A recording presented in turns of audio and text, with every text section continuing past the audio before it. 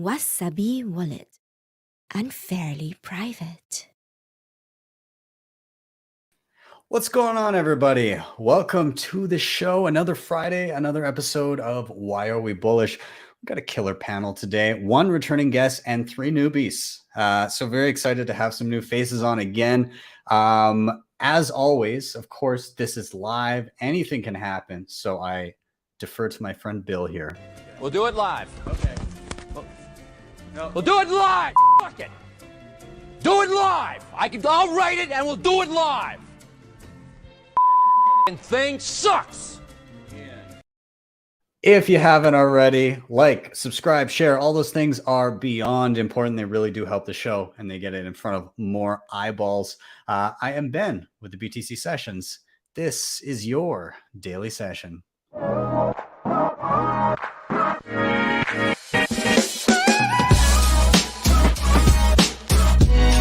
Hodl the Bitcoin.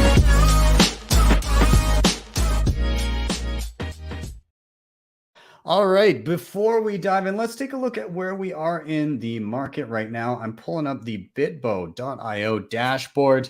We're sitting at $43,186 per coin. A single US dollar will pick you up 2,316 sats. 90.14% of all Bitcoin have been mined. In terms of fees, 1 sat per byte across the board, friends. If you're looking to open up some Lightning channels, do some coin join, move to cold storage, whatever you're doing, good time to do it. And we've seen some fluctuations in the fees lately. So, it's not a bad time to be doing a whole bunch of stuff. So who knows when those will spike and stay spiked for extended periods of time again. We shall see. Before we bring in our guests, of course, shout out to sponsors of the show, Shakepay.com. If you're buying Bitcoin in Canada, this is one of the easiest and best ways to do it. No deposit fees, no withdrawal fees, thin spread. When you use the link down below after your first $100 purchase, they'll give you $30 for free to stack some extra sats. You get the same deal if you refer a friend. And after you do refer a friend, you can shake your phone every day for additional sats. I'm on a 106-day streak right now, and it adds more sats every day as you build up that streak. They also have their Visa card where you can earn sats back as you shop. I've been using that a bunch. I'll do a video on that soon. Anyways, links are down below. LEDN.io, you can use your Bitcoin for a ton of different things. Namely, if you're in a pinch and you need dollars and it's kind of a cash flow issue, I've used this multiple times to get a Bitcoin back loan so I can deposit Bitcoin, get dollars to my bank account within a day. And when I pay back those dollars, I get back the same number of sats. That's the important number to me. They do have savings accounts for Bitcoin and USDC, and they do have their B2X offering if you're feeling mega bullish. But of course, exercise caution with stuff like that, you guys. I do live on Bitcoin. Bitrefill helps a ton. Every single possible gift card your little heart could imagine in a ton of different countries, and you can pay with Bitcoin on chain and via Lightning Network. And you also earn sats back as you shop. And they've got a referral program to earn some extra sats as well. You guys know Keystone, one of my favorite and most used hardware wallets. It is 100% air gapped. You never plug it into anything internet connected. That keeps the keys to your money safe and offline. It works like a boss with things like Blue Wallet, Wasabi, Spectre, Sparrow, and it's awesome in a multi-sig setup. So check it out. I've got a ton of tutorials on it as well. And finally, if you're backing up any important Bitcoin wallet, with any meaningful amount of funds, you might want to get it in solid steel rather than on paper. You know, fire damage, water damage. I've heard horror stories of even people misplacing it or throwing it out because it's just a slip of paper sitting around. Solid steel gets rid of some of those concerns. And this is indeed how I do back up my important hardware wallets. So with that, I'm going to stop rambling and I'm going to bring in our guests. We got Lucas, we got Rick, we got Jess, we got Morgan. Welcome all. We're going to do a quick round of who are you and what do you do? So I'll toss it down the line. Lucas, you're up first. Let people know who you are, what you do. So I started a tech company back in 2010 to sign documents electronically, got kicked out in 2017, and I've been traveling the world for a few years and helped startups in really difficult situations. Sold my company 2020, had to think of what to do with that money. Nothing worked. There was no good placement. So I ended up concluding the only safe placement was Bitcoin, where I could actually build a next company and not have to sit and trade all the time. So that's my story. Awesome. Well, I'm glad to have you, man. Let's jump down the line. Rick, welcome back. For those unfamiliar, those uninitiated, let people know who you are and what you do. Yeah, absolutely. First of all, does Lucas have his camera working? Because I just see a black square. I don't know if that's just me. I see him. All right. Anyways, all right. Yeah. I'm Rick V. I run Crypto Cloaks. We do 3D printed stuff. I don't know. That's it. Awesome. There's a bunch of your Keep it stuff simple. on my shelf behind me over here. Exactly. That's what we do. Yeah, you can see all of them burring away in the background right now too. It's looking nice over there, man. Yeah, man. The new setup's pretty awesome. Yeah, I love it. Well, welcome back, man. I'm glad to have you. Thanks for having me, man. Yeah, no worries. Jump down the line. Morgan, welcome to the show for the first time. Can you let people know who you are and what you do? Thanks. Yeah, I feel like compared to Rick, I should have a lava lamp or something in the background. I'm Morgen Rochard. I'm a financial planner. I have 2 businesses. I have Origin Wealth Advisors, which is my financial planning firm. I have Money Owners, which is a financial coaching firm. And I also am an author of a book called The Personal Finance Quick Start Guide. Wow. All right. Well, welcome to the show. I'm curious to hear your insights today. So much welcome addition to the panel. And final spot here. I'm glad that you're joining in, man. Jestopher, can you let people know who you are and what you do? Sure. Yeah, thanks for having me. So I am part of a very early stage startup called Amboss Technologies, and we run a Lightning Network Explorer that you can find on amboss.space. Not only does it show information about all the Lightning Network nodes on the network, but it shows like economic information and which communities a node is a member of, and how to associate these different nodes. What do they do? Is there a business behind it, or is it a pleb that's just stacking sats? That's awesome. It's a pretty good tool. I've been playing around with it. I was able to link up my node and get some interesting insights and peek around. It's pretty awesome. So I like what you guys are doing. So thanks for being here, man. Thanks for having me. Awesome. Well, we're ready to get this thing rolling. Anybody watching that is unfamiliar, this is Why Are We Bullish? And the premise is very simple. We all come with a different reason why we're bullish. And so we go by the 3 R's. Pretty simple. Number 1, somebody's going to drop a reason why they're bullish. Number 2, we're all going to riff together on that reason.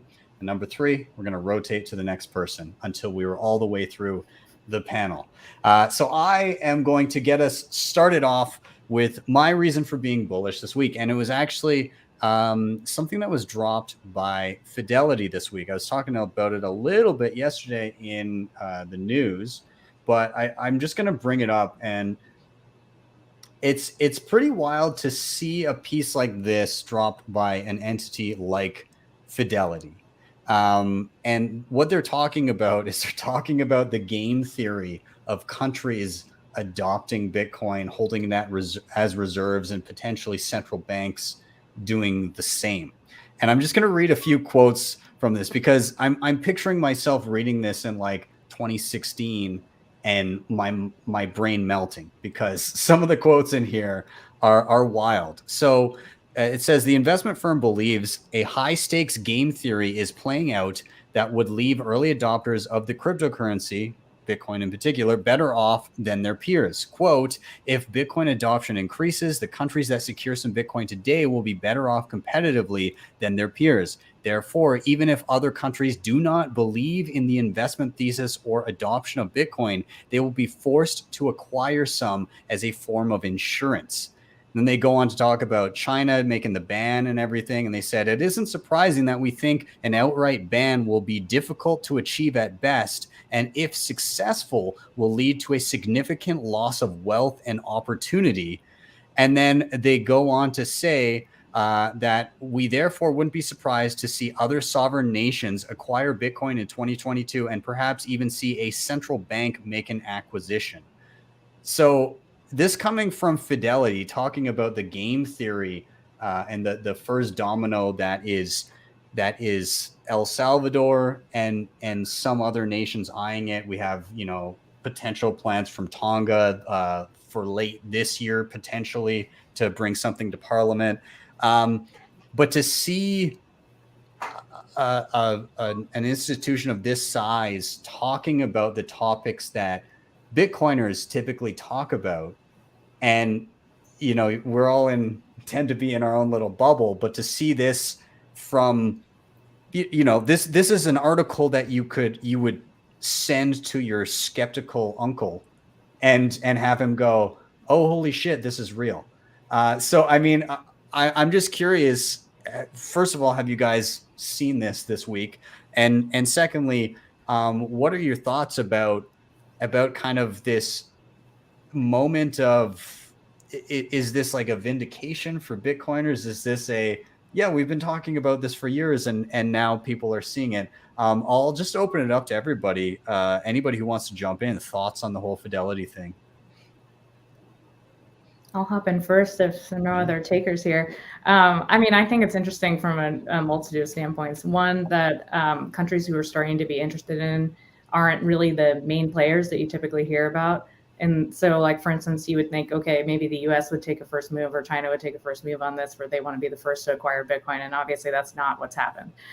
So to me, it sort of seems like maybe Bitcoin is an opportunity for smaller countries or ones that really haven't had power in the past and now sort of, you know, flex their muscles a little bit and get acquire an asset that obviously, I mean, we all believe to be the future of money and is, you know, has really sound monetary policy. So I think from that perspective, it's really interesting to see the flip that's happening, and that it certainly is bullish. And it's something that I mean, obviously in Bitcoin communities, we've been talking about for years, of like the gradually then suddenly type of a thing, where if countries do actually start to get involved, and even more so, right, where countries have the ability to print money and then buy Bitcoin, right? It's sort of, it's a weird place to be in, where, I mean, we actually could see hyperinflation if that's the route that some countries end up going down.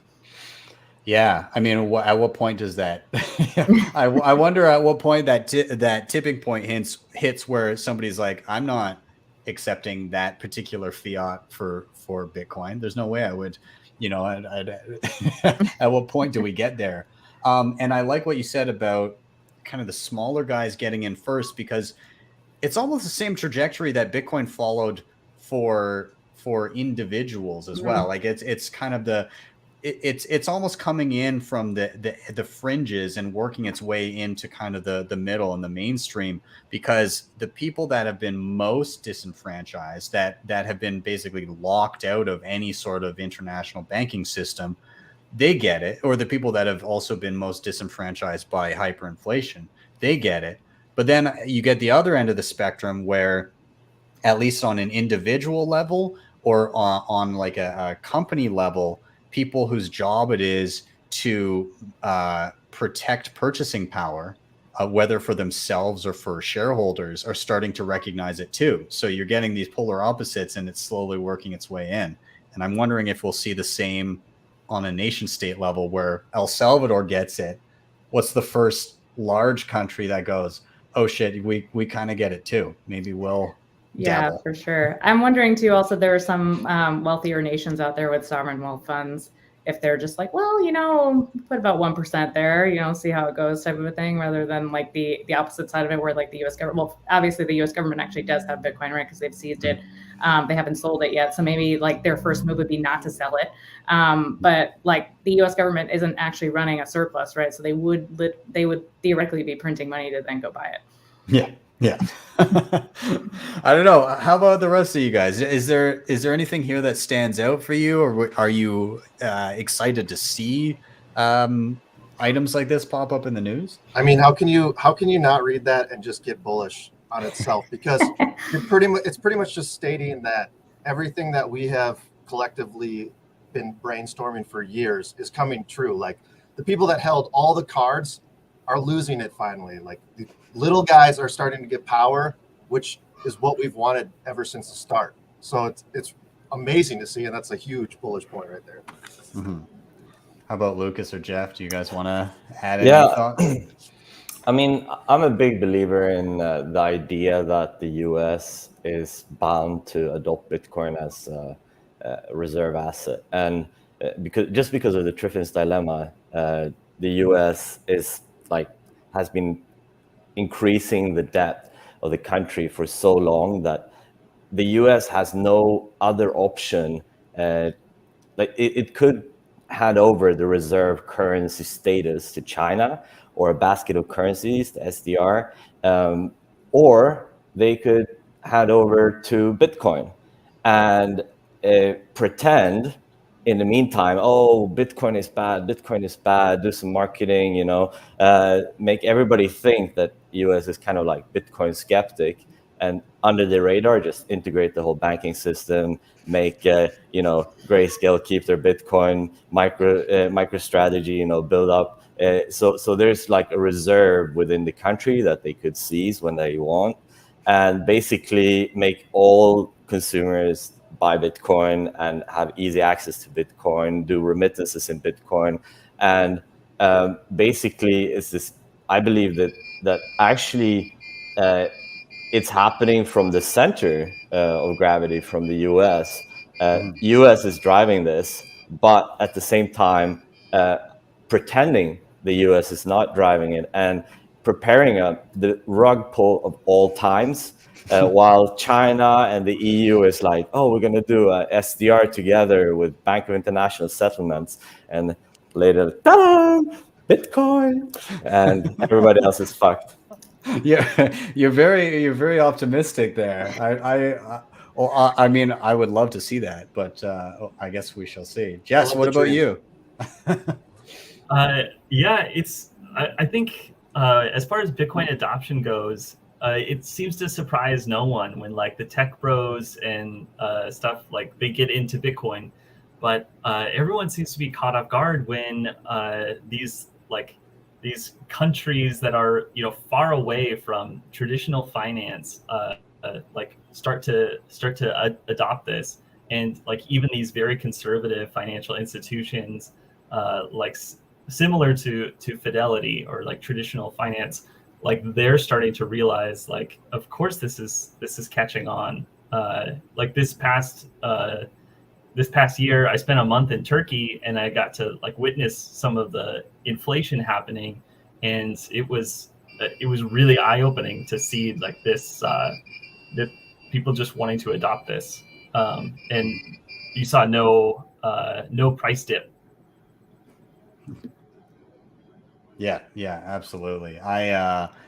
It's interesting where you get countries, and we've seen different instances too. Like there was the Cypriot banking crisis. There was in Greece where they shut down all the banks. There's been instances of those kind of local crises where it's in a way, people are getting more familiar in those areas with Bitcoin. And even if those areas at the time, especially like looking back to Cyprus and Greece, those people, by the time they were screwed, it was too late to get Bitcoin.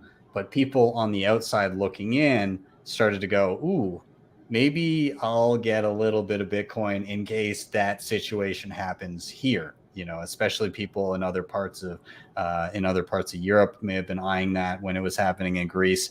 And I'm sure, again, looking at Lebanon and Turkey and Argentina, places like that, there's a lot of people eyeing that now, and it's a lot more prevalent and easy to understand and utilize these days. So, yeah, we shall see how this pans out, but yeah, really interesting to see people like Fidelity cluing in. So I think I'm going to round out this topic here, and we're going to keep moving on down the panel. Everybody that's watching right now, of course, thank you for being here. Smash that like, give this a share, and I'm going to start trying to bring in comments that are relevant as we go along here. But I'm going to toss it to Lucas, and I'm going to let you take it away. Maybe you want to tell the panel about what you are bullish about this week. Yeah, so I didn't say what I do now, and so this is connected to what I've been doing for the past few months, where I'm involved with a project called Global Bitcoin Fest, and we're a group of people that just enjoy listening to local communities tell their stories, what's happening in their community, what's the history, what's the setting in Argentina, Venezuela, Cuba, Ethiopia, wherever. And we we did this back on September 7th. We did the first thing together. So we started back when Nayib Bukele made his announcement, 7th of June. Okay, let's do legal tender here.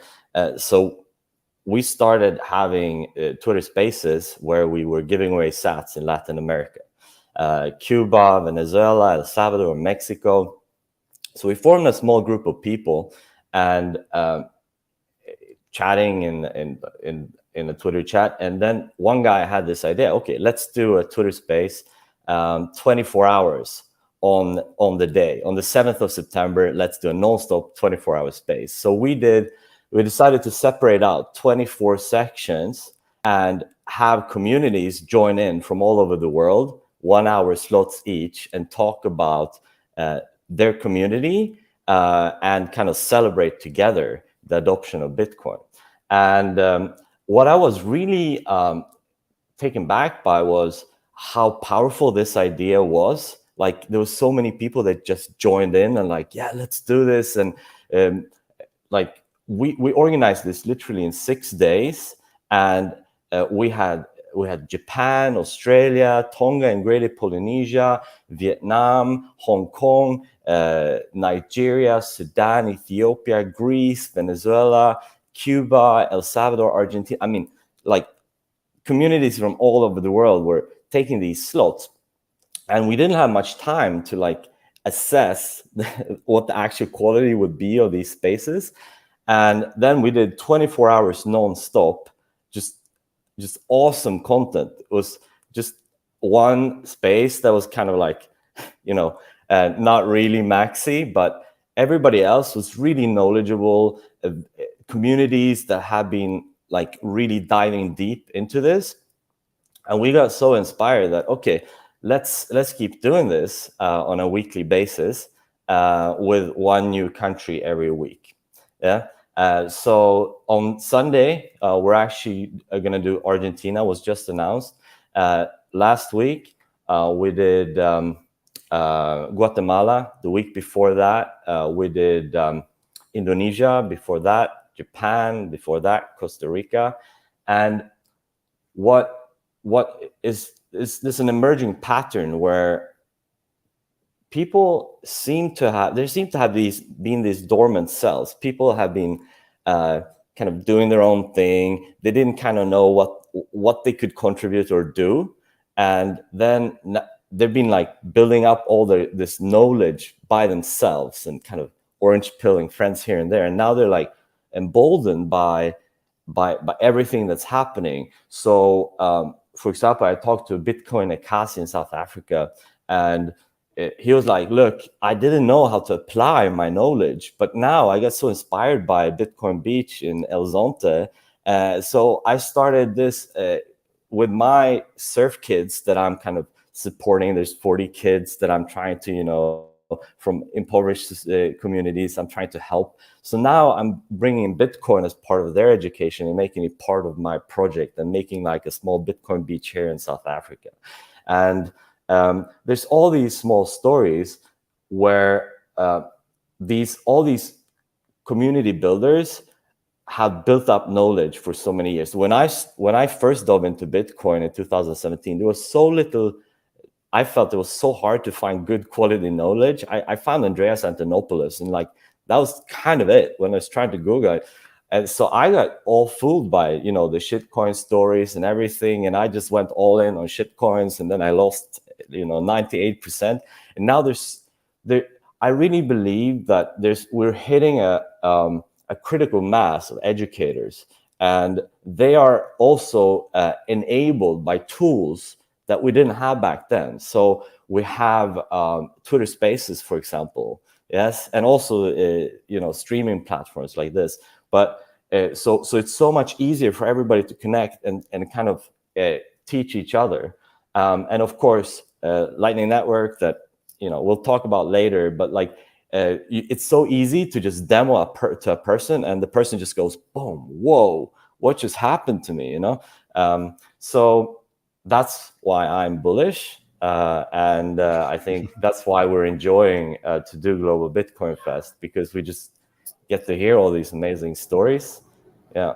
I love that. I love it fits with the ethos of Bitcoin, right? This grassroots individual communities popping up and catering to what the locals want and need, right? Because that's kind of what happened with Bitcoin Beach, and I love seeing what's happening in Guatemala. It's really exciting that you're doing Argentina this week.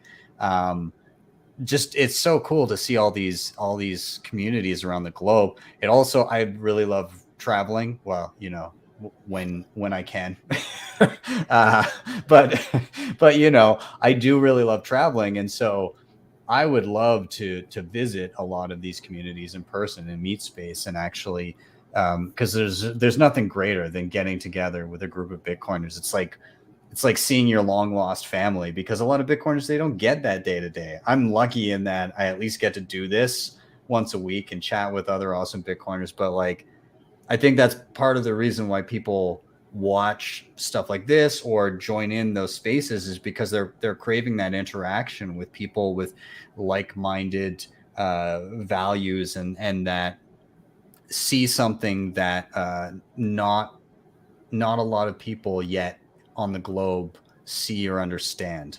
And it's a pretty unique thing still to be a Bitcoiner at this point, and truly kind of get it as much as possible. So, and case in point, actually, like, so what we're doing is actually we're broadcasting these communities to the outside world. So we're actually not like focusing on them talking to each other about like, so we're focusing on them talking to each other so that the rest of the world knows, and so that when you want to travel to a place, you have kind of the quick rundown. You can listen to a recorded space, 2 hours, like, how does it work in Guatemala, and who do I contact? Who are these people talking here?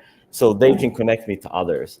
So we had, for example, Chimbera call into the Indonesia session, like, I want to go surf in Bali, man. I want to go surf in Bali. Invite me. And it's like, who should I talk to? And Dea from Bali, she's like, yeah, we're setting up, an education center here. Come and help us, So, yeah. I that was one of my first experiences meeting Bitcoiners abroad, was in Indonesia. I got married in Bali in 2016. And I went to, there was a little center in Kuta that they had like a Bitcoin ATM there, and they had a few different things. So I went into that shop and checked it out and did like a little interview. It's one of my first videos that I ever did.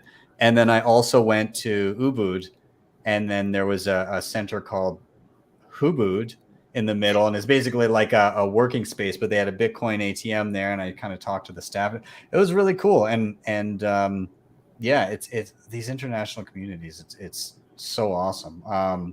I mean, I'll stop ranting and I'll let other people tag in. So if anybody has thoughts, feel free.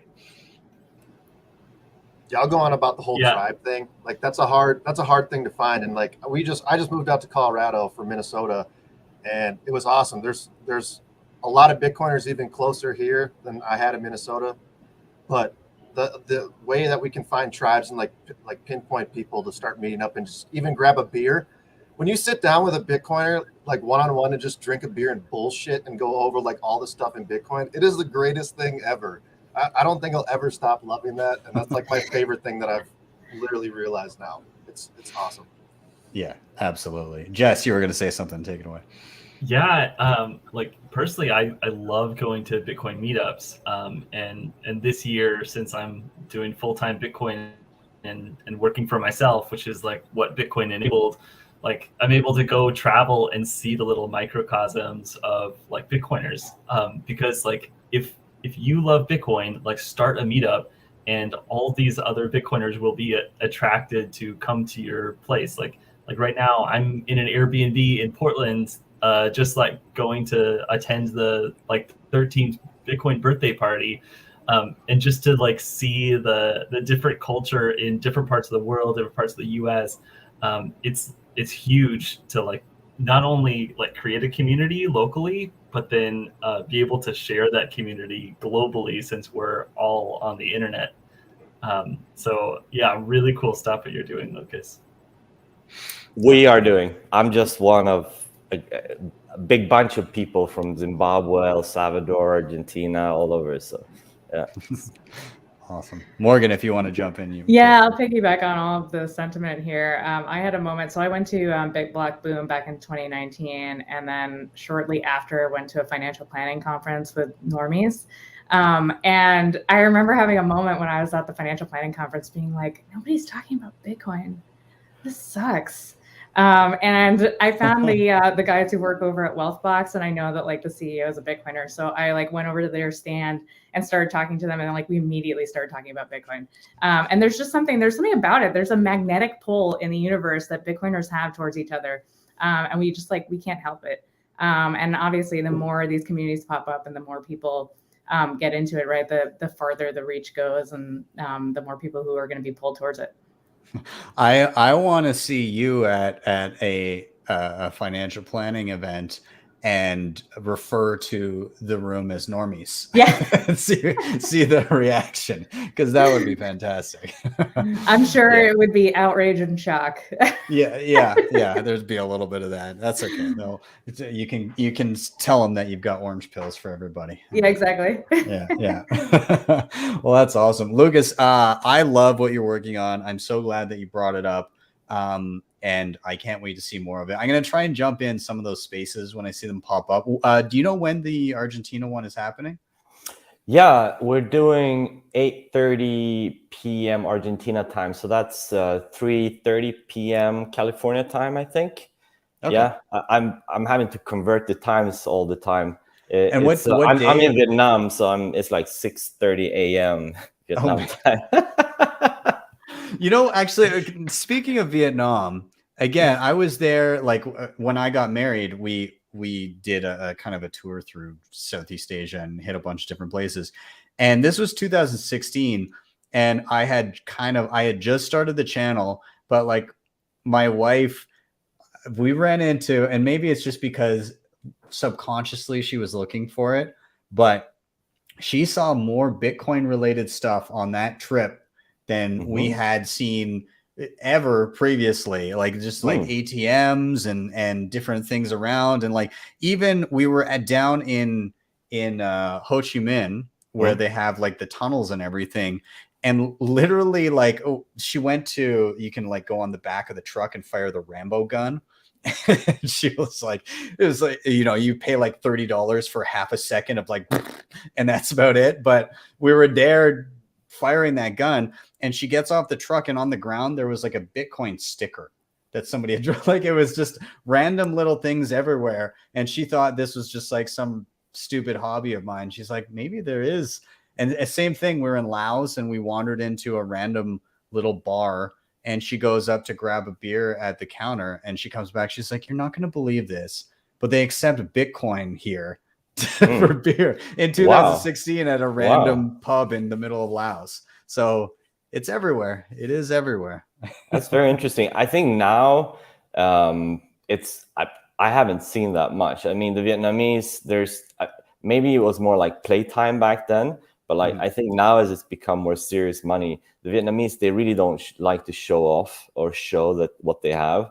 So like, no Vietnamese, like they kind of don't want to go to the Bitcoin meetup here in Saigon, because it's like, I don't want to show I have Bitcoin. I don't want anyone to know I'm even interested in this subject. But a lot of Vietnamese are like secretly stacking. There's been a lot of boating accidents of Vietnamese. Yeah. Ha Long Bay is just full of cold cards. It's super tragic. Yeah. No, that's that. Sorry, go ahead, Jess. Oh yeah, let's see. I was just looking at the Amboss stats, and like all of our visitors around the world. The one piece about the communities is like the Diamond Hands community out of Japan, like Koji running that, and we're getting to see the community on Amboss grow, and it's just like really cool for for Lightning education, that type of stuff to see that community grow. And actually, Amsterdam is like where most of our traffic is coming from now, like outpacing a lot of the US. So it's super interesting to watch these communities pop up. That's so cool. I love that. It gives me hope for doing another little world tour, but actually hitting up some meetups on the way. So one question, what other, like, is there any other like secret community like Central African Republic or something like that we wouldn't like think of that you see in your stats, Jesper? Jestopher. I'll keep my eyes peeled for it. But right now, the big surprising one is sections of Japan, Amsterdam, Berlin, of course, and a few other parts of Germany. I think that's where they have the most nodes, is Germany. Okay. That's interesting. Actually, we did an interview with Koji and a bunch of like OG Japanese Bitcoiners. So that one was super interesting to hear, like how the block size wars were happening with Roger Ver and like in Japan back in 2017, and how fake Toshi came into to Japan and tried to like steal Bitcoiners into his shitcoin and so on. Awesome. Well, dude, I'm glad you brought that up. I'm gonna keep my eyes peeled for those spaces and peek into them whenever I can. And yeah, you're welcome to hop up as well. I mean, we're having like 1 hour section or so where people just talk within the community, but then anybody's welcome to just jump up and riff with questions. And so awesome. Yeah. So everybody keep an eye out. And again, everybody's Twitter handles are in the show notes. So be sure to give Lucas a follow and keep an eye out for that. But dude, thank you for that topic. That was awesome. I'm glad that you brought it up. And yeah, let's keep it rolling. We're gonna rotate again. Everybody in the comments, keep them coming. Thanks for watching here. We have a bunch coming through, but you know, when I get caught up in the conversation, I try not to distract myself too much.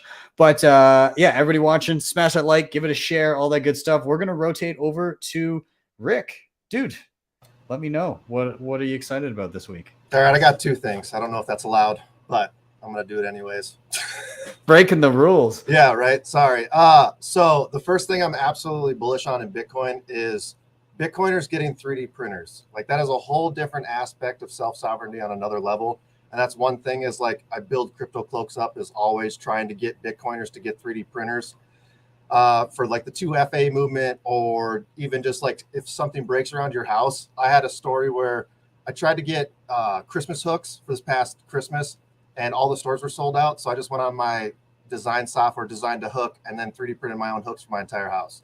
So it's like little things like that 3D printers are so useful. Like if a part breaks around your house or anything like that, you can literally design it or go online, and there's millions of designs out there where you can automatically download it, put it in your slicer, and then start printing it yourself. So that's one thing I love seeing right now. Like over this past New Year, there's a ton of people tagging me going, yeah, Crypto Cloak signals like passing everywhere. I'm like, yeah, everybody get 3D printers. That's like one of my main goals. So that one's really fun to see. That's cool. And I love the self-sovereignty angle because, you know, we've seen, and this has been kind of in my feed lately, but the like seed signer, build your own hardware, and then to be able to like, you know, if you're dabbling in 3D printing, like building your own casing for it and everything. I love that idea. People being able to do it yourself from the bare bones of even creating hardware. That's literally what it's all about. And I love seeing that more and more people are even designing files and open sourcing stuff. It's awesome. Feel free to hit us with your second as well. Oh yeah. So the second one, also pretty passionate about home mining. So the explosion of home mining in general, I think over the past 6 months that I've seen is crazy. Even the different things that people are designing for just setups to run miners, how to keep them cool, or even plugging them into houses to heat your house. Like I run a miner and I literally heat my garage. So it's -20 outside and my garage will sit at 75 degrees. Like that's the best thing ever. My wife never complains because her car is always warm in the garage at 70. And you can and I have the other one tie into the house. So if the shop ever is cold in the morning, I just plug it right into the shop and it starts heating it up, and then I just vent it outside.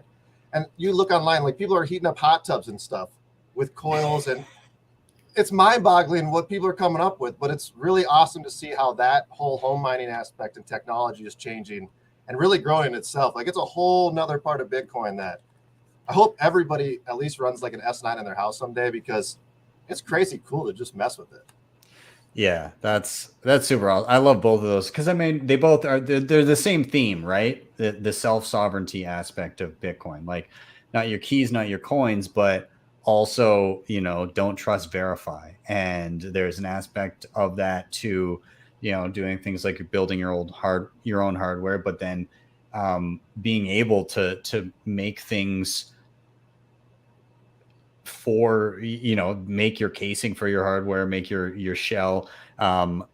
Mining yourself, I think, probably gives you a greater understanding of the Bitcoin network. That's one of my goals for this year, is to get an S9 and just kind of go through the process of like, how do I require one? You know, how do I calculate my power costs and see if it's even profitable and feasible? How do I connect to a mining pool? Like all of those things. I think I'm going to try and do a series on that. That would absolutely be a great tutorial, by the way, because there's a lot of people that have those simple questions, just like how you did the lightning node stuff. It's all the simple things that people just want, like a really clear-cut video. So even connecting to pools and stuff, I mean, a lot of people go around. There's no good one thing to find it usually. And I literally have no idea. So it would be like, if anybody's watching this at this moment, I am an absolute idiot when it comes to mining. I have no idea what I'm doing. So I've got my work cut out for me in that department. But yeah, you're absolutely right. Mining at home is a very interesting aspect that I think even as a learning tool, more people should dive into. But I don't know. If you have anything more to say about it, or if Lucas, Jess, or Morgan want to jump in, feel free. We've been joking around how we want to stealthily heat the community pool during the winter with a Bitcoin miner. They do not, like, it's ridiculous. We live in Texas. You should be able to use the pool year round, but it's like 50 degrees that water in January, even though it's 70 degrees out. I'm like, all right, well, I mean, my husband's brave enough to go in, but I dip a toe and I'm like, yeah, I'll go in later, you know? That's awesome. I could use some extra heating in and around my house too. It was, what was it last? It's warmer now, but a week ago or a week and a half ago, it was negative 35 Celsius here, which in Fahrenheit, it's a weird conversion, but it's negative 31 Fahrenheit.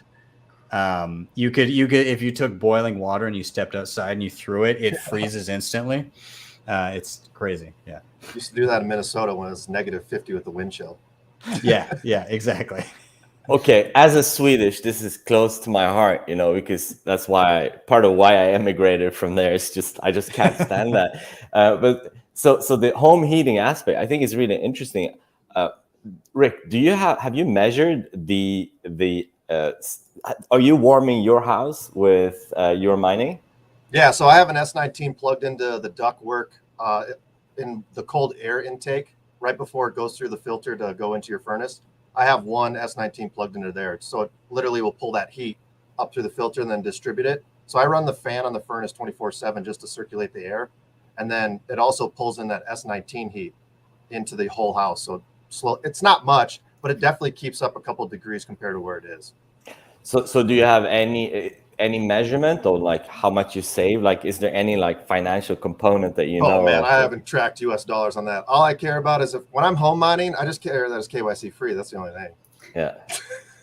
Yeah, that's the other pull too. Hey, like it is. You know, people want they want their Bitcoin stack, and they don't necessarily want, you know, everybody and their grandmother able to take a look at exactly what their stack equates to, which, you know, a lot of people aren't privy to general privacy practices with Bitcoin. But, you know, if you're mining some, then you can have your little stash that you set off to the side, and you know, you know, should an exchange get hacked or something and somebody get your info, they're not necessarily going to know about that stack when they kick it open your door and try to $5 wrench attack you.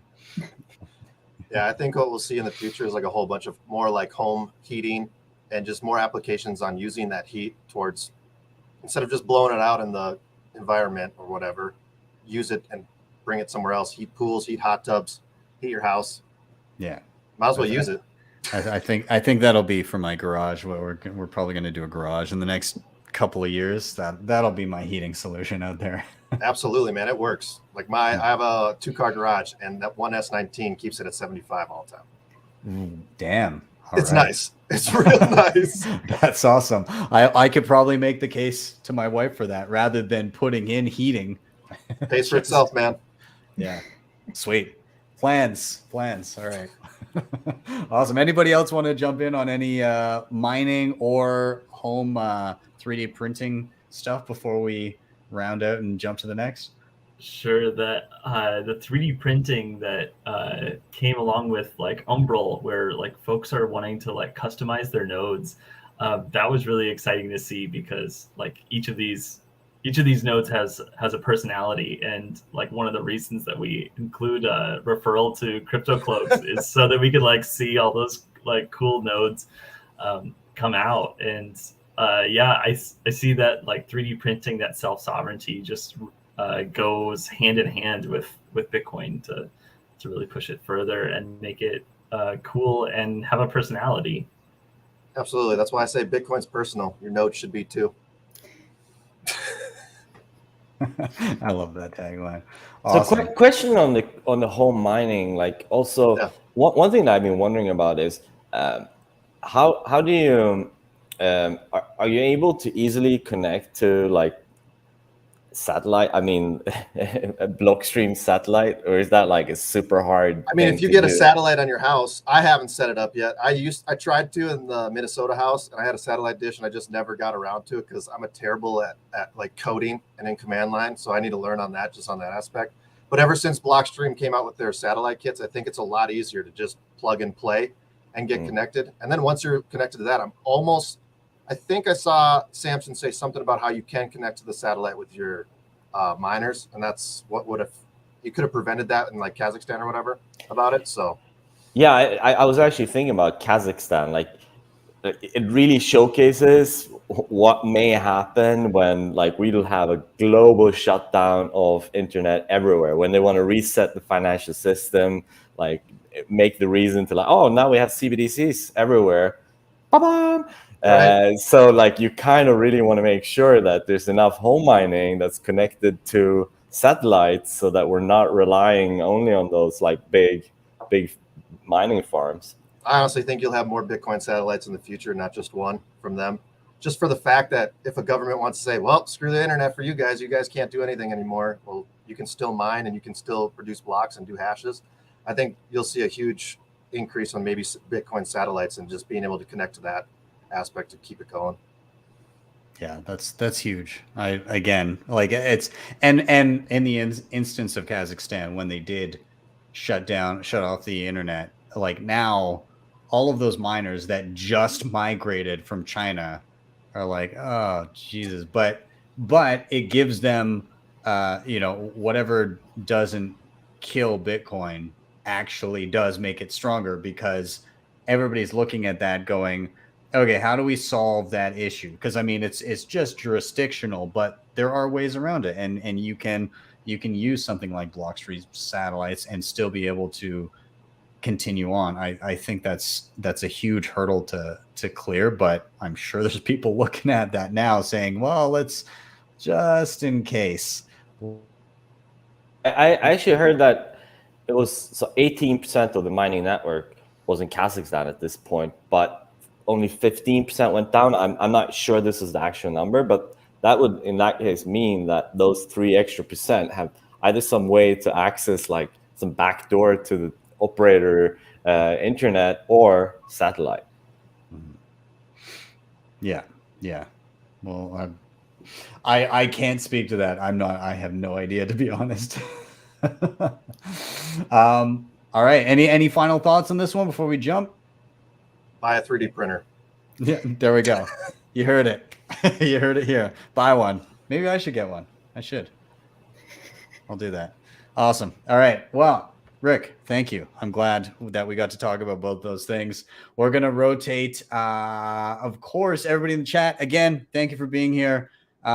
I've got to give a shout out to my biggest anti-fan that is here, David. Good to see you again, man. Glad you're in there, rebutting everything we say. I appreciate it. I'm glad you watch every single week for every single show. You are always welcome here. But with that, we're going to rotate. Morgan, you are up. What has you feeling bullish this week? Take it away. Yeah, sure. So I think I come from a very different part of the financial world than most people listening to this or who are on the show. My financial planning practice mostly deals with high net worth individuals, something that I imagine many Bitcoiners who are listening to this will become and will maybe need my services or somebody like my services in the future. That said, right, when we all think about Bitcoin, we think about the ability to receive money, right, to hold it for some period of time, and then to eventually send it, right, to pay for something, to do something nice, to give it to somebody else. The sending and receiving portion of Bitcoin is really quite nice, right? There's the Bitcoin network itself. There's also Lightning. In the current financial world, in the fiat world, it's not very nice. So, right, there's ACH and there's wires and there's all sorts of ways to move money around. And this sort of came up for me because I've been dealing with issues for 2 specific clients over the last month where we've been trying to send money to a specific place and we just can't get it there. And every time I talk to Pierre at home, he's like, well, you know, and you don't even need to, he doesn't even need to roll off his lips. Like he's about to say Bitcoin fixes this. And I'm like, dude, like, it's not like if I wanted to, I could, we're not in that situation yet. But yeah, it's just been a nightmare. I mean, literally to send a check from one institution to another institution, you would think that the check would just get cut, it would get overnighted, it would get deposited within a few days, right? And then it would take a couple of days to clear, maybe a week tops. We're going on over a month now on one check. So it's just things like that where you're like, of course, this is the future, right? Of course, like not having a check being sent for over a week and $100,000 just being up in the air, like that's not the future. I remember when I worked at UBS, we sent this wire. It was an international wire and it was for a couple $1 million and it got stuck in OFAC. OFAC is part of the Fed. And it literally got held in OFAC for about, I think it was 17 or 18 days. Can you imagine you send a couple $1 million around and it gets stuck for that long? Like it's just stuff like that where you're like, there's no way this isn't where the future is going. So, and I think with all that in mind, like to kind of piggyback on what Rick was saying on the privacy side, I also wanted to just add in a little flavor for traders out there to stop trading because it sort of adds a whole layer of complexity to your financial situation. And it also is bullish for Bitcoin, right? If you just buy and hold, that's the bullish Bitcoin future. Whereas if you're trading around, you're trying to time the market, right? You end up with a tax situation that is completely unfeasible. There are a lot of people out there on Twitter right now who are advertising, oh, we can make it simple. I have this 19-piece thread that'll make your life simple. I mean, that alone should be enough to deter people not to be trading their Bitcoin around. And then also the little checkbox you have to now put on your 1040 that you're moving cryptocurrency around. Yet again, another deterrent. All the KYC factors involved, obviously, in being on exchanges and everything else. So that's my 2 cents on why I'm bullish. The sending money, again, like previously traveling, it's such a pain in the ass getting money anywhere. Like, across borders is insane. And just the experience of actually having Bitcoin when you go somewhere else and just, this is easy. I can send, and I can, here in Canada, I pay my bills with Bull Bitcoin, and I can do that wherever the hell I am, right? Yeah. Like my income is Bitcoin, and so I can just wherever I am, I just pull up Bull Bitcoin, and my bills get paid, and that's easy. But it's such a hindrance, and I charge a fiat premium if somebody wants to pay me in dollars. I don't like accepting it. I prefer being paid in Bitcoin. And yeah, the only way you can truly screw yourself in Bitcoin to your trading point is by trading it. Like you kind of sidestep all the bullshit manipulation of people trying to make it hit certain price points to trigger liquidations and so on and so forth. You sidestep all of that if you just hold your Bitcoin for the long term. So yeah, I mean, imagine you've got a fiat job, right? You get you get your income in fiat for the most part, right? Unless you're at BTC sessions. And then you take some of that fiat and you go and buy some Bitcoin with it. Your tax situation is not really that complicated, right? You get your W-2, you get your business income, you go meet with your accountant, or you do, TurboTax, whatever, and you're done. You then, instead of doing that, right, of just buying and holding your Bitcoin, you decide to trade around. Next thing you know, you're like pulling literally the worst cost basis sheets you've ever seen off of these exchanges. They're not reporting anything properly. You're trying to decipher whether or not you actually sent the money out or if it was a transaction. I mean, they haven't really coded that stuff properly. I mean, that stuff alone, like, just even looking at a statement that just has buys and transfers out, to me sometimes I'm just like, whoa, what's going on here? Did I sell? What is this?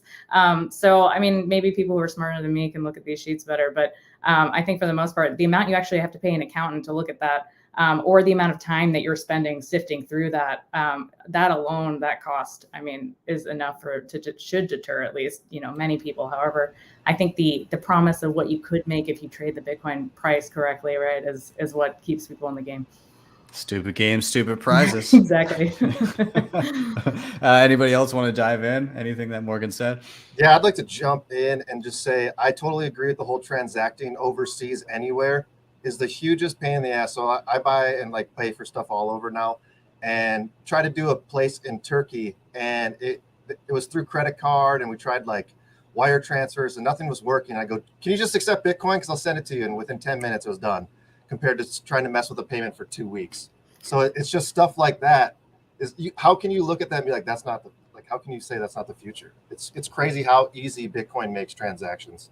It's how it should be. Yeah. So for our for Global Bitcoin Fest, we have a El Salvadorian producer, and just send the sats. 10 seconds after he's done, he sends the invoice, and then boom, he's got the sats in 1 second. So it's so easy to just work cross border. It's so nice to just interact cross border, pleb to pleb. Yeah, you just don't have to have a company and all that stuff. And one thing that I noticed recently, Sweden. I predict Sweden is going to be the first country in the world after China to adopt a CBDC. Because we have over 99% of all transactions are digital. Over 98% of all the population have a digital ID, and we are used to total control, and we like it. So, what's happening in Sweden right now is basically the banks have said you can't transfer money out of the EU. Several banks recent. I had an old investor of mine call me. And Lucas, you live in Vietnam, though, yeah? I need to make a deposit to a Vietnamese company, okay? Or to a Vietnamese account. I'm like, so why don't you do that yourself? He's like, because you obviously have the money. He's like, yeah, but all the questions I'm getting from the bank, it's so freaky. I just don't want to deal with it. So, yes, Bitcoin. Peace of mind in international transactions. Even the people that have the money just really, really, really don't want to deal with the banks at this point because it's so creepy. I mean, and I at one point, my cousin who lives in Brussels was transferring money to Sweden. Eventually, after 2 weeks of DD, he sent an email directly to the bank and do you want make a blood sample or pee sample, check if my urine is clean, what's up, it becomes invasive. It's just such a pain in the ass. I mean, I don't know if any of you recently have had to actually just go into a bank. Oh my god, just standing in that lineup and you're like, whoa, this is still how people do things. People still haven't experienced this. Oh, you need some money on the other side of the globe? Cool, it's there now. That's as simple as it is. It's insane. And then to stand in line and have these long transfer times. And I don't know how it is in the US. I'm not familiar with exactly how ACH works and how quick it is. At least in Canada, we've got e-transfers, which are pretty fast. So I can the small amount of dollars that I do get paid, I typically send over to like a Sats back Visa card so I can then make purchases. But when I want to fund that, it's like I send it and it lands in like a minute. So that's nice, but that's local within Canada. So like what's ACH like in the States? It can be kind of a mess. Sometimes it can work really well. Oh, sorry. Maybe Morgan is the best to answer this one. I mean, Jess, you can do it too, whatever. You're saying what I was going to say. Anywhere between 1 to 7 business days. Holy shit! What? So but you're usually more like 1 to 3. It's usually 1 to 3, but sometimes things get stuck. That's like. It's the worst. I would say though, the way that the financial system fails, which I think Bitcoin would get, so it's not really the ACH, it's not really wires. Wires are same day. ACH is fairly quick. And especially if you have things linked up, like one bank will recognize that money's coming from somewhere else, so they'll be pretty good about about showing that and that you're in good condition. It's like a payroll error that takes 4 months to work out, or a check that gets sent somewhere and somehow miraculously gets stuck, or like just like a random error, right? You sent an ACH, but you sent the wrong amount. And yeah, it's the user error side, but it would be, really easy to maybe be a lot easier to fix in a different situation. So that's how I found like the financial system has failed. It's like where you're in these situations where they're usually caused by the US government, right? Like the check we're sending out right now is because we're trying to get a tax deduction for 2021. So it's like, if you're not in a situation where the government is involved with all these stupid deductions and other things that people do to put money in their retirement accounts, put money in random donor advised funds and other things. That's why end of the year is always really crazy and tight for financial planners like me and for anyone who's trying to do anything in the fiscal year end. And then everything slows down as a result of that, right? There's things like Bitcoin that could fix that, obviously, that wouldn't clog up the financial system, but also maybe we wouldn't need all these deductions and other things and have this stupid, ridiculous, complicated financial tax situation that we have here if governments couldn't willy-nilly print money and then decide whatever they're going to do on the tax side.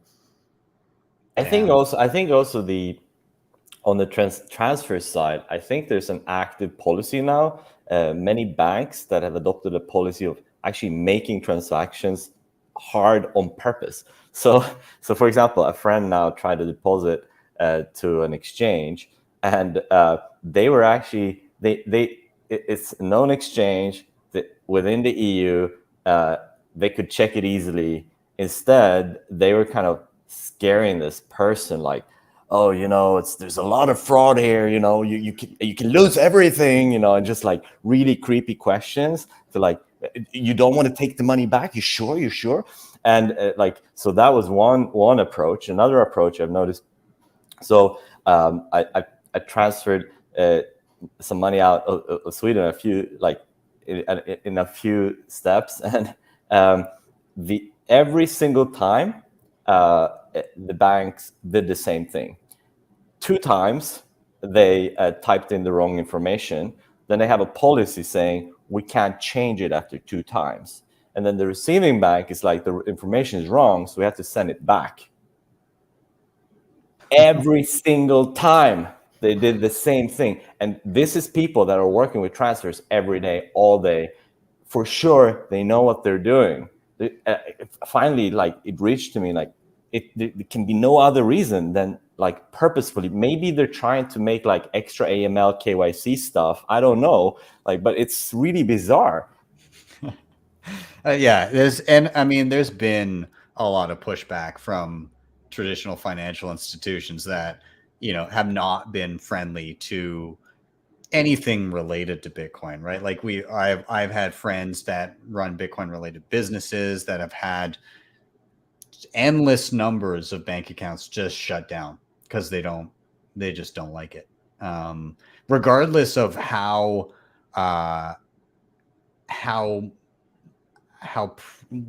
properly and by the book they've done all of their financial reporting. There's a friend of mine wanted his company listed on TSX or Venture TSX in Canada, and was still getting flack from banks. They wouldn't bank him, and he's looking to get his company listed on the stock exchange. it is insanity, and there is this weird like resistance to all of this stuff. But I do get the feeling that in the long run, commercial banks will become are becoming friendly to this stuff, because as CBDCs become more of a reality, all of a sudden you have a direct line between central bank and consumer, and that cuts out commercial banks. So commercial banks probably would like to offer something that a central bank never would, which would be like a service where you can purchase Bitcoin. But I think that's also some of the impetus for some of these policies where they continue to be adversarial to Bitcoin companies, because almost like in The Big Short, where they're like busy kind of getting their shit in order, getting their ducks in a row before they let the reality sink in. I think there may be a little bit of that somewhere in the background, where they're like, we'll kind of get our Bitcoin service ready in the background, and then when we offer it to clients where they can use our custodial Bitcoin service, then we'll stop being dickheads to the non-custodial Bitcoin services out there. I think there may be a little bit of that. This is actually fact in Australia. So there was a case, Bitcoin versus banks. A guy that was debanked with his like small Bitcoin exchange. He was just doing transactions on one of the peer-to-peer exchanges, helping people. And one of or several of the big banks in Australia, they've actually invested in one or several exchanges. At the same time, they're not allowing these other exchanges to bank. So clearly, like there is something going on with their own incentives. Yeah, it's unfortunate. Jess, I don't know if you have anything that you wanted to add in. I haven't let you chat much yet. Sure. Let's see. The experience in Turkey was, I think Rick, you mentioned that they'll just write, they'll just pass along a check. Like it's like that is the asset, and write the new information on it and just pass it around. And you'll have like 10 different names on there. And like, it's just sort of this like just delayed settlement, because no one has the money, because all of that like inflation. And it was just like wild. Like that's the fiat system. And like here in the US, like the financial center of the world, or it's still like on a sunny day, it's like still 1 to 7 business days. Like everything's going perfect. Like I just had my first experience with a wire transfer, and that just felt like the most archaic system. But then like just like about a week ago, I sent money across borders from words in my head that was in cold storage, and I sent it without Wi-Fi. So like this is just like unstoppable tech, and like the rest of the fiat world cannot compete with this. I think it's funny you mentioned the wire part too, because people are like, oh, Bitcoin's so complicated, I can't possibly figure it out. And you're like, okay, you ever tried to send a wire? Because I mean, most of the questions I get from clients who run businesses are like, what the heck is this? What do I like? And the only reason I know how to do it is because I've been doing this for a decade. Like, the first time I looked at it, I was like, this is bizarre, especially if you're doing an international one versus a US one. And you have to figure out like, oh, do I need an IBAN or a BIC or a SWIFT? What is this? And like the lingo, and you could be Googling it and get 6 different answers. I mean, it's crazy to me. I think like there's a will, there's a way, right? If you want to figure out how to send your money or receive money, you will figure it out. Yeah. I agree. Wiring money sucks.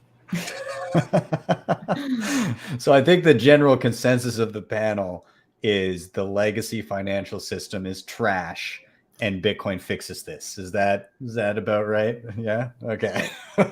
Awesome. Well, I enjoyed that topic. Thank you so much, Morgan.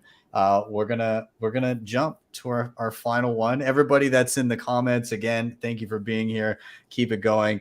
David wants to let everybody know that he's never had a problem with his bank. Just so you guys know. So that's you must excellent. Not be moving around on money, David.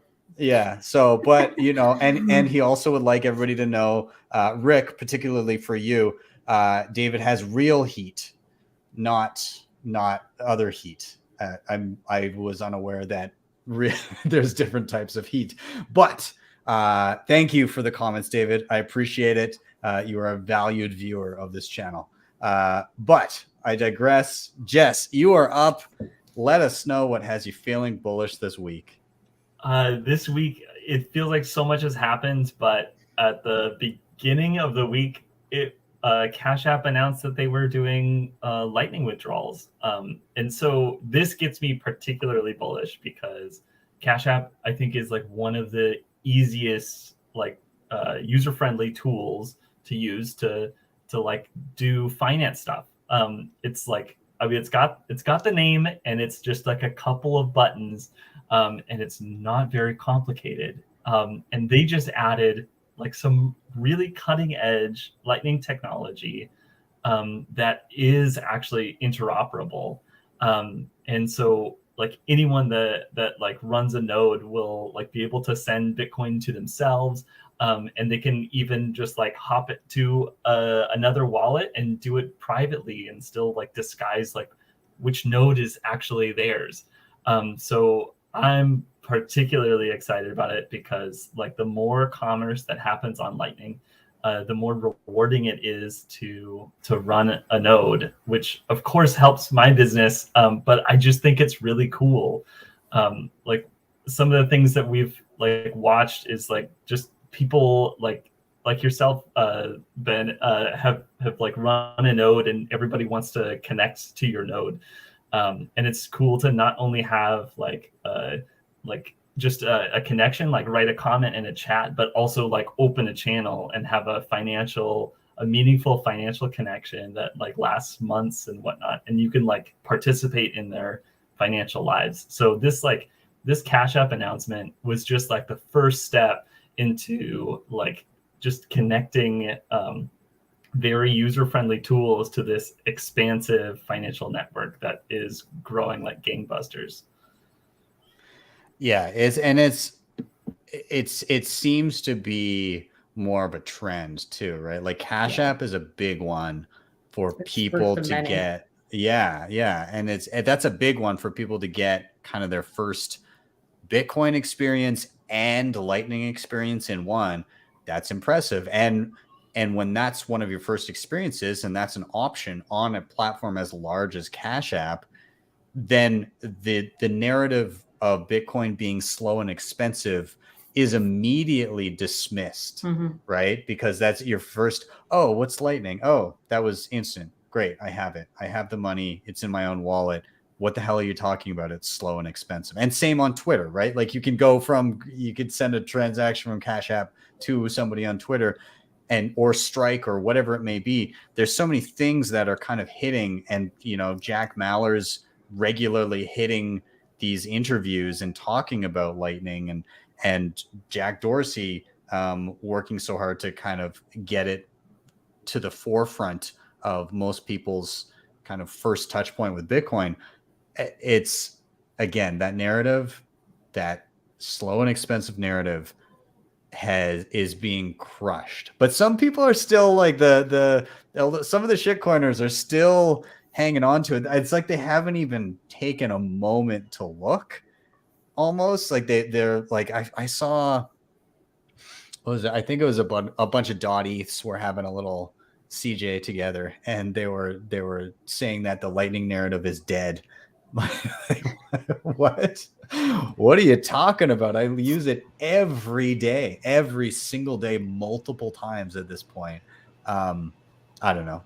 I think it brings sorry, Rick, you go. Oh, you go. Okay, it brings it full circle, kind of what we were talking about before, though, right? It's almost the game theory thing for companies as well as for countries, right? If Cash App is coming out with this, I mean, PayPal and Venmo already have ability to buy Bitcoin in there. It's only a matter of time before they add Lightning, right? And really any other place where you can go and buy Bitcoin, right? If you see that these places now have it, okay, now we have to go and add Lightning, and the next thing you know, exchanges have it, and then other places have it, right? And then it's really a lot easier for people to transact and to accept Lightning or to use Lightning and accept Bitcoin in their businesses. Yeah, absolutely. And there is a workaround too. Like if you're stuck in locally, you don't have an exchange that allows you to withdraw direct to Lightning.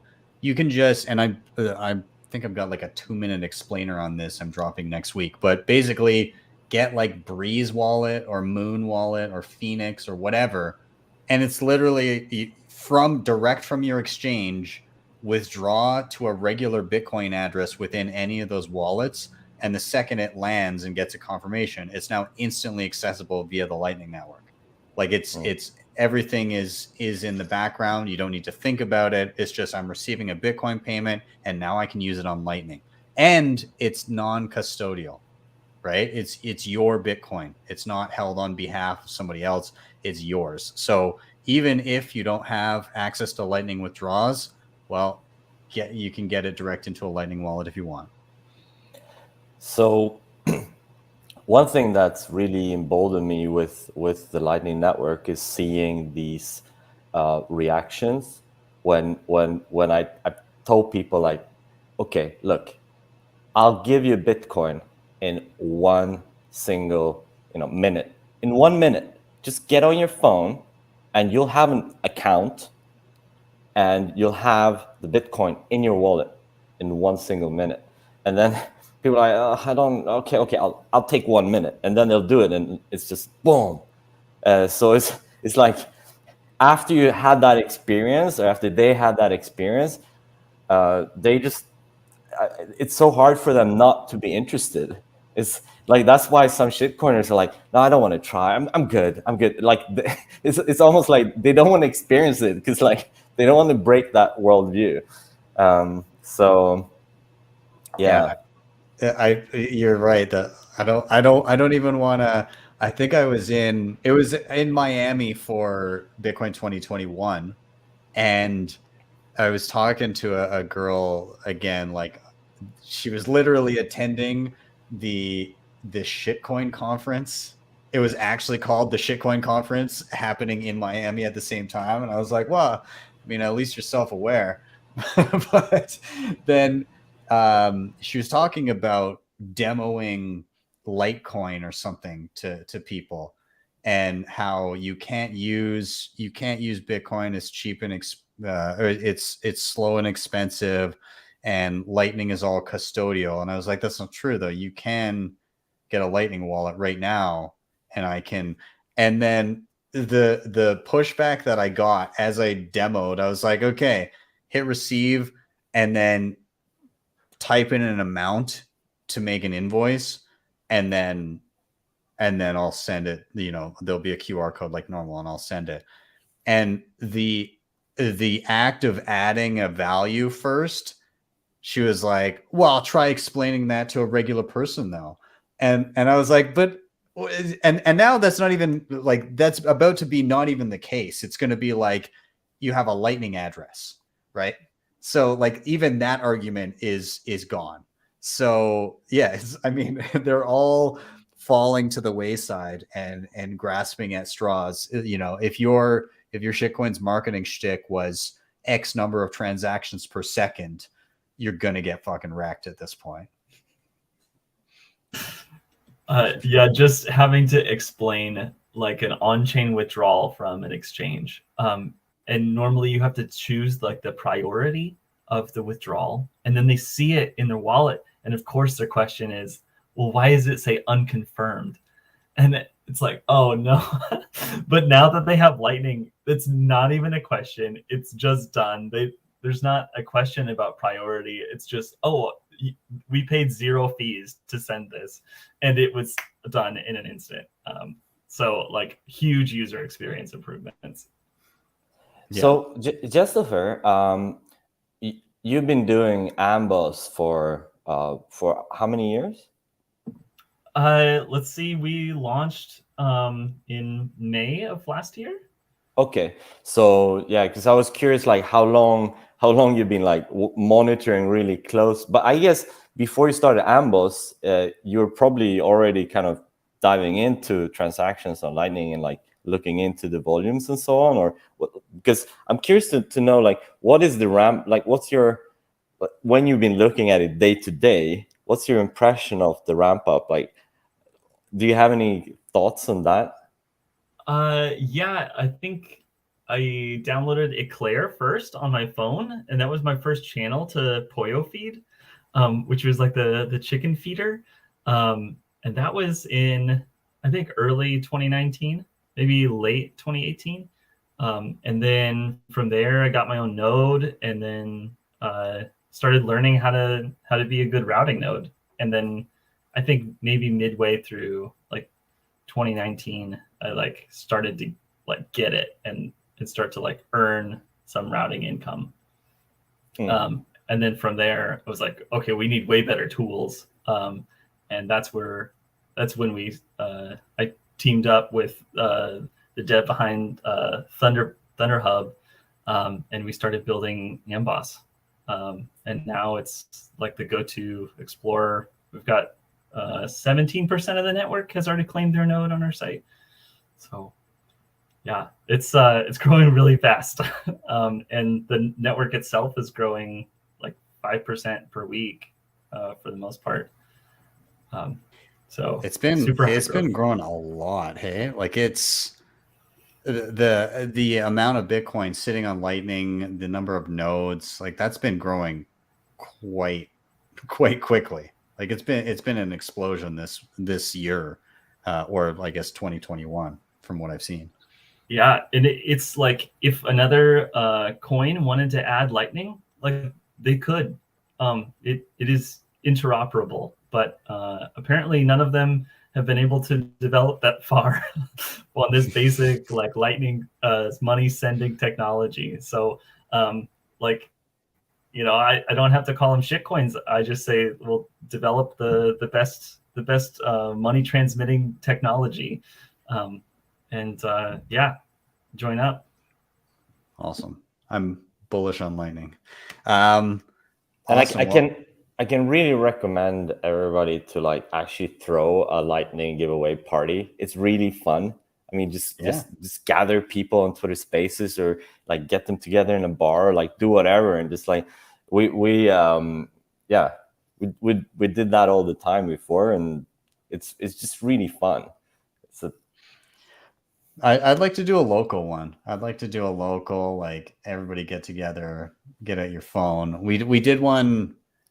Tone Vase had some people out to Dubai, and he did a workshop, and so we did a quick Lightning workshop of just how to do your first Lightning transactions, which was a lot of fun. It was cool. A lot of people hadn't tried before, so yeah, I'm bullish on more people learning and trying, and yeah, I imagine this time next year and a few years out, like it seems after every halving cycle, there's some new incredible thing that kind of becomes just ubiquitous. Like last time it was SegWit. Now 80-something% of the network transactions are SegWit transactions. And I think, 4 years out from kind of this halving cycle, you're going to see, oh, wow, like most people or a lot of people, are using Lightning. But I digress. Guys, I got to start wrapping this up. I'm going to say, first of all, Jess, thank you so much for the topic. Super awesome. Always happy to chat Lightning. I want to do just a quick round of final thoughts. Anything just super quick. Anything you want to finish up saying, and also where can people find you? So Lucas, I'll jump to you first. Yeah, so I would want to do the same thing as Jaime did. I want to invite some global Bitcoiners, like maybe Darwin from El Salvador, or Koji from Japan, or I'm sure you had a crypto bastardo from Venezuela. There's so many really awesome Bitcoiners from all over the world, and it's kind of cool to hear from their perspective. So hit me up, and I'll suggest, for example, Darwin from El Salvador. Super interesting what he's doing on the ground there, building actual Lightning business and helping businesses on the ground on board with Lightning in El Salvador, for example. So you can find us on Global BTC Fest, so at Global BTC Fest on Twitter. And that's pretty much where it's happening. We're not that well organized yet, so we're just doing these weekly spaces. Follow us there, and then you can just listen in and join the conversation. Awesome. Jump down to Rick. Final thoughts, and where can people find you?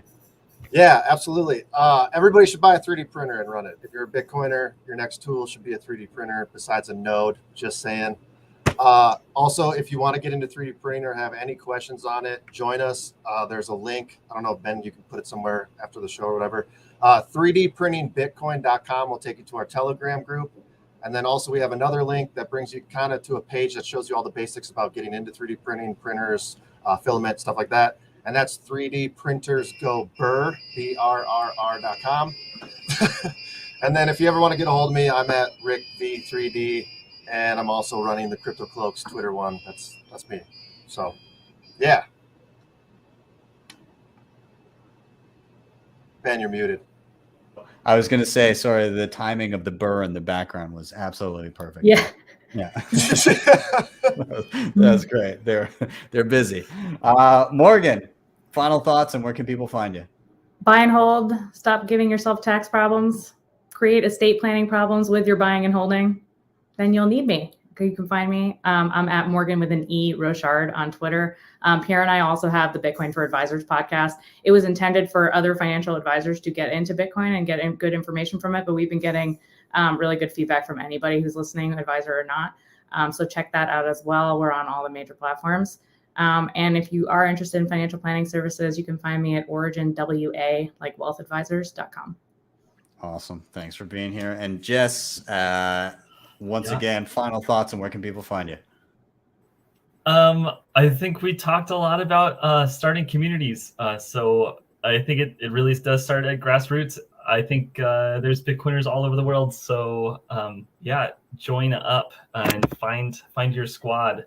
But you can find me at Amboss Tech, AMBOSS .space is the website, and then Amboss Tech on Twitter.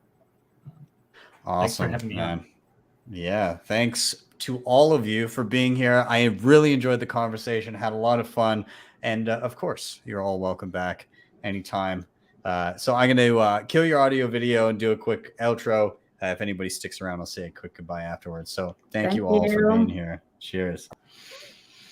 All right. So everybody watching, again, thank you for joining me. Fridays are always my favorite day of the week. I get to hang out with Bitcoiners, and so do you. You get to come into the chat. David, good seeing you, man. Glad you came. Everybody, again, thank you so much for being here. As always, like, subscribe, share. All those things are beyond important. They really do help the show. So please do them. If you want to help the show in another way, you can hit up the previously mentioned sponsors down below. Shakepay, LEDN, Bitrefill, Keystone, BillFodl. They're all in the show notes. And finally, if you really want to help the show, you can always hit me up with a Bitcoin Lightning Network or main chain tip. You can do that either on Twitter. I do have that enabled, or you can hit up my Strike page. That is strike.me/BTC sessions. Head there, type in any amount you like, hit the tip button. You'll be greeted with a Lightning invoice, or if you tap to the right, a regular Bitcoin QR code. With that, I am out. Have yourselves a wonderful day or evening. Follow all of the panelists. Their Twitter handles are linked down below, and I will see you guys next time for your daily session.